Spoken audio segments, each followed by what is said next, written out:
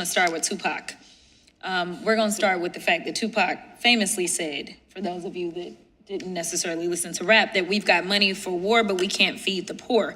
And the reason that I bring this up is for two reasons. Number one, in order to get Maduro, the estimated cost is $3 billion.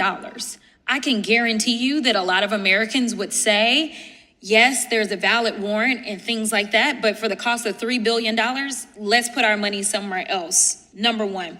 Number two, Professor, you talked about the fact that if there wasn't the loss of life as it relates to our service members, or if this was just kind of quick boots on the ground for a second, then it wasn't war. So just answer this question for me. Would you consider what is taking place currently in the Middle East a war, because we continue to have our sons and daughters returned in caskets to the United States? That's a yes or no? No, the analysis for Iran is different. Oh, okay. Okay, so you agree with me then? Yes? I didn't say that. Okay, it's different analysis. So I'm just going to go with you agree with me, because this is clearly a war and it's unconstitutional. That is the bottom line. And frankly, as it relates to Venezuela, I think that we still will have some time to determine exactly how bad it is. Because imagine for 2 seconds that you had fishermen and sailors that were coming from the United States, and Venezuela all of a sudden started bombing our people, saying, oh, no, you're bringing guns. Because let me be clear, America does their fair share of nonsense in other countries. We tend to supply everybody with the guns. We flood this world with guns everywhere, right? So let's say they said, you know what, we don't want all those guns going to the gangsters in our communities, so we're just going to start blowing people up. And frankly, legally, that may work for them. You know why? We have a constitution, and not everybody does. And so it is offensive to sit here and engage in this conversation as someone who practiced criminal law. And my God, everyone that I had, no matter what they were accused of, even if they were accused of capital murder, they were given an opportunity to actually show up in court and face their accusations, not be killed. So the justification, like, I don't understand why we are trying to make it partisan. It should not be partisan to just go and blow up these boats. Are you saying, Professor, that you believe that blowing up these boats because somebody believes it? You know what? Let me do it this way. Let's say they are drug traffickers. Do you believe that it is constitutional for the United States to blow up people that are accused of being drug traffickers? It's not going to be a yes or no question. If I could take okay, a few then seconds. I'm gonna stop you there because I only got so much time. And Professor, you know, I was really loving on you because you came from South Texas, which is down in Houston, not too far from the University of Houston, where I got my law degree. But it is very clear that it is unconstitutional for us in the United States. Let me give y'all another issue that I don't understand if y'all see it the way that I do. There's this little thing called the Epstein files.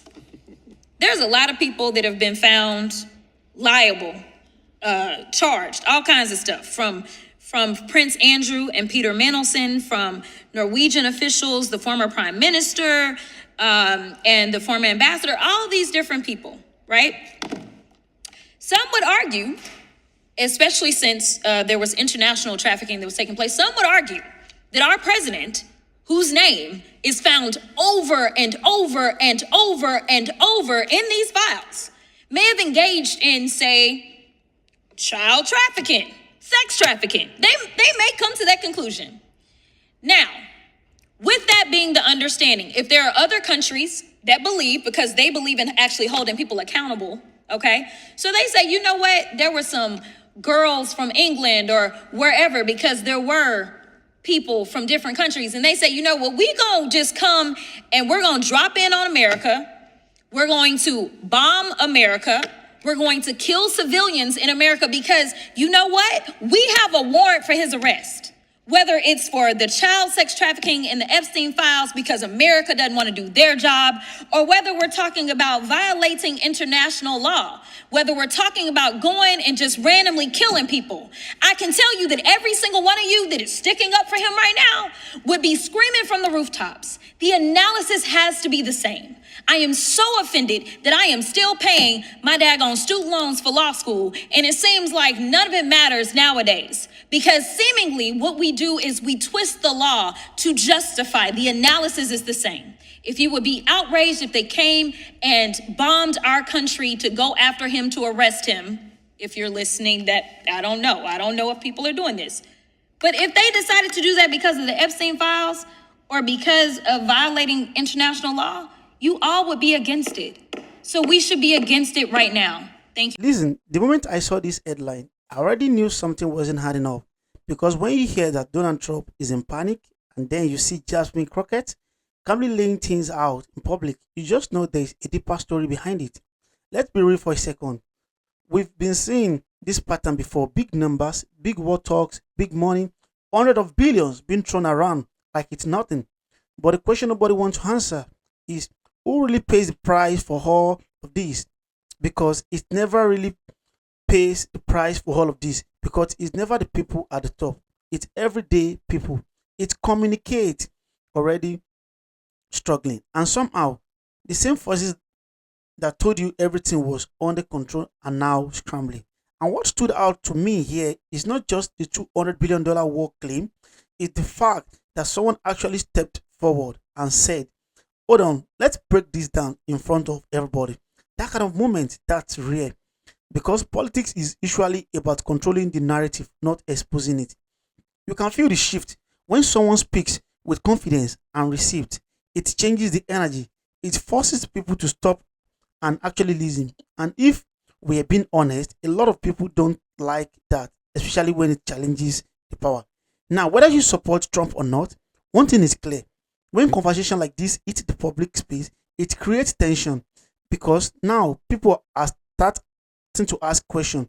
Where is this money going? Why is this happening? Who benefits? And those are dangerous questions for anyone who doesn't want transparency. And let me say this. This is bigger than just one person exposing another. This is about accountability. This is about making sure leaders don't just say things and move on like nothing happened. Because too many times things get brushed under the carpet and people forget. But moments like this, they stick, they spark conversation, they make people pay attention again. And honestly, that's what makes this so powerful. Not the drama, not the headline, but the fact that it's forcing people to look deeper. Because at the end of the day, nobody, no matter what side you are on, truth is something everybody claims to want until it starts getting uncomfortable.